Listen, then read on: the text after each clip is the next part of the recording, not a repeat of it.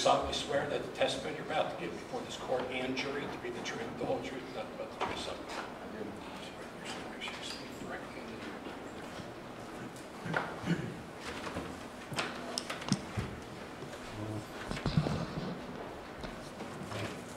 the Good morning. Can you please state your first and last name for the record, spelling your last name?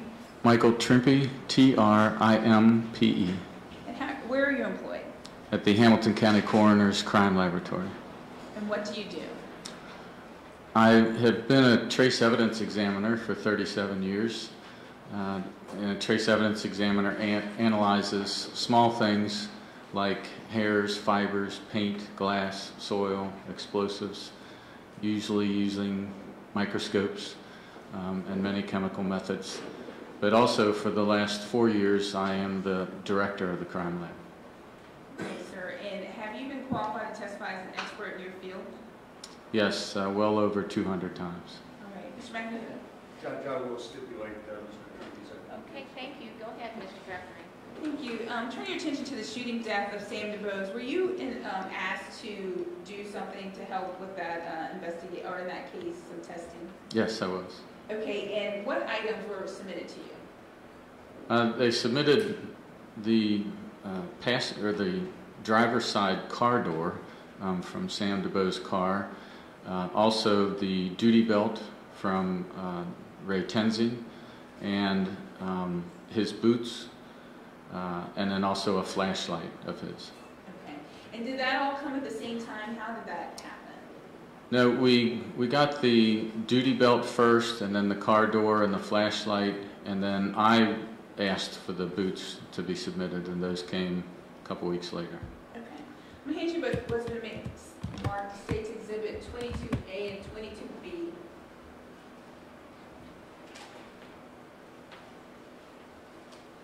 If you could look at those and tell me if you recognize them. Yes, these are pictures of that car door that I mentioned. Okay, and those are true and accurate depictions of how the car door looked when it came to you? Yes. The crime lab? Yes. And I think these have already been entered, but if not, can I enter States Exhibit 22A and 22B and post them to the jury? No objection. Okay, you sure may.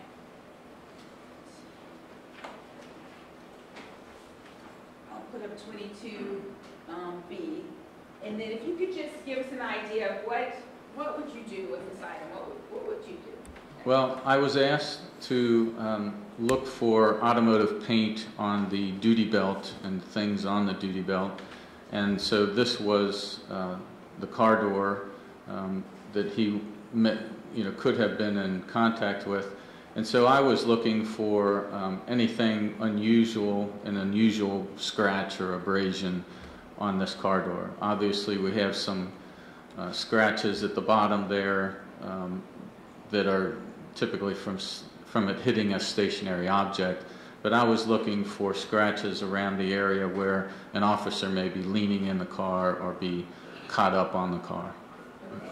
And to assist, they did actually take these doors off the car and bring those to the lab? Yes, that door itself. I'm going to hand you, you've referred to the duty belt. If I hand you this, does this look like the duty belt that you were asked to look at in this matter? That would be States Exhibit number 8B. Yes, it is, and actually I put our crime lab number CC152376 on there in my initials, and this is my crime lab number 18. Okay. And go ahead, you were telling us a little bit, so you were looking between that duty belt and the car and looking for transfer of what? Of automotive paint. And did the officers tell you why they wanted you to look at this, or what? Not really, just I think it's obvious just to see if there's any unusual contact between the officer and this car door. And so I looked at every item around the duty belt under the microscope to see if there's any abrasions or scratches. Of course, I expect to find some abrasions and scratches on a police officer's duty belt. There were a few, and I looked inside those to see if there was any material to analyze, and on a few of the items, I did see some material. I did analyze that with an infrared spectrophotometer, and it did not correspond to automotive paint. Okay. And then you also did, I guess, the same things. Let me hand you what's been marked State's Exhibit 4B. You can just look at that and tell me if you recognize it.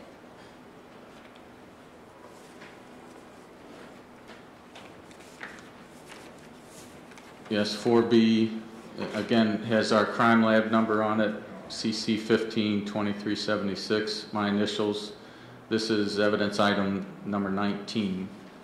And do you want me to open this? Yes, please. Oh, it is open. And so this is the flashlight again. The crime lab number and my initials are on there. And this is the flashlight that I looked at. Again, I did look under the microscope. I did see some scratches, abrasions on it. There was some material to analyze, but it did not correspond to automotive paint. Okay.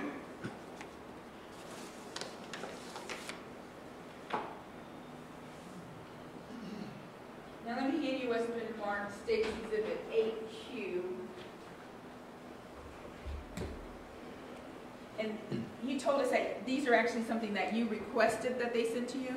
Yes, I had heard that there was talk of possible dragging, and so I thought someone's going to ask the question, did these boots drag across concrete? And so I thought I'd take a look. You never know until you look at it. So these are the boots that they do have the crime lab number and my initials, and this is item 26-1. So I looked at these boots, and there weren't any real obvious abrasions or scratches on them. And so you couldn't see anything that suggested to you that there's any obvious dragging? Correct. I can't say that means he wasn't dragged, but I didn't see any evidence of that. Okay. Thank you. Have a moment. You may. Thank you, Your Honor. I have no further questions. Okay, Mr. Matthews, cross.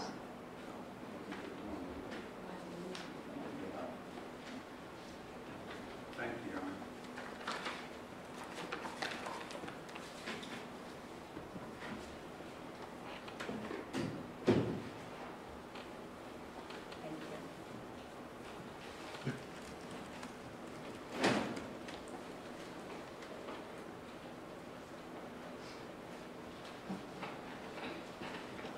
Mr. Trimpe, you examined the boots that were just taken away from the bench in front of you, correct? Correct. You said there was no obvious evidence of dragging, That's correct.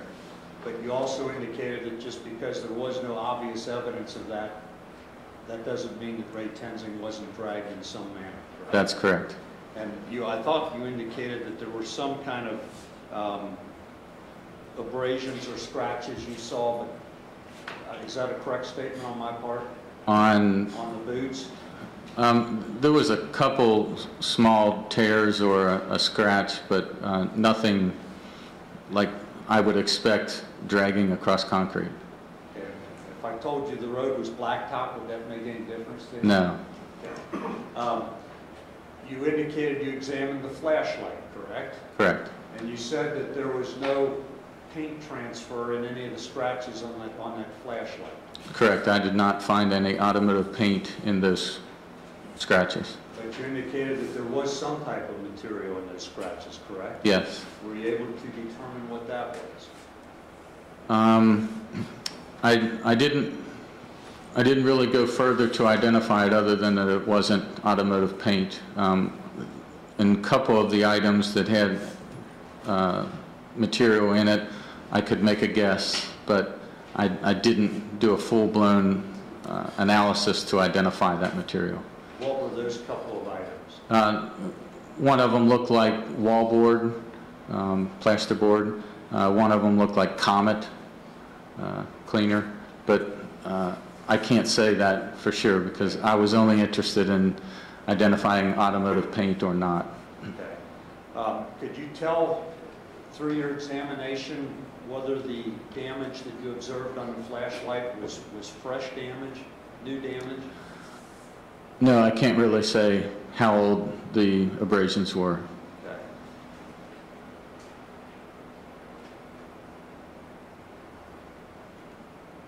Now, I heard you describe yourself as being able to analyze soil as part of one of the things you analyzed during the course of your job, correct? Yes. And does that also include the ability to analyze what I would call dirt as opposed to soil? We can always try. In trace evidence, we always like to have the police submit anything they're interested in, and we don't know if we can help them until we look at it under a microscope. Were you ever asked to examine any of Ray Tenzing's uniform clothing from July 19, 2015? No, I was not. Okay.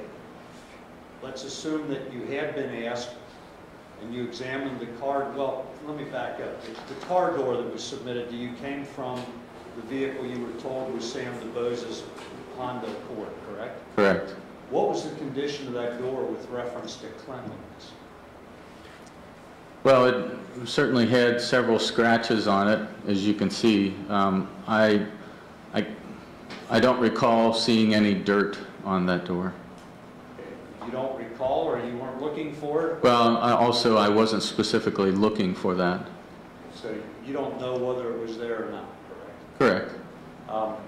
Had there been dirt on that door, that would have been much more easily transferred to Ray Tenzing's clothing or even his uniform or his duty belt than would automotive paint. Would that be a fair statement on my part? Yes, because dirt would be adhering to the outside of the door. In order to get automotive paint transferred, you would have to gouge into the door itself.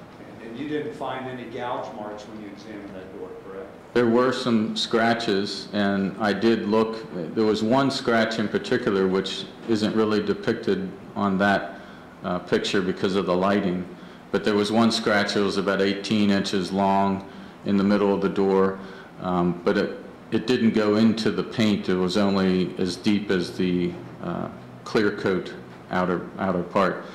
But again, I didn't see anything in there to analyze. Would the clear coat have transferred, or could it have transferred? Yes, that's specifically what I was looking for on the duty belt. But just because there was no transfer of clear coat or automotive paint to the duty belt doesn't mean that Ray Tenzing was not dragged. Is that a fair statement on my part? Yes. Thank you. I have nothing further. Okay, anything else? No, Your Honor, thank you. Mr.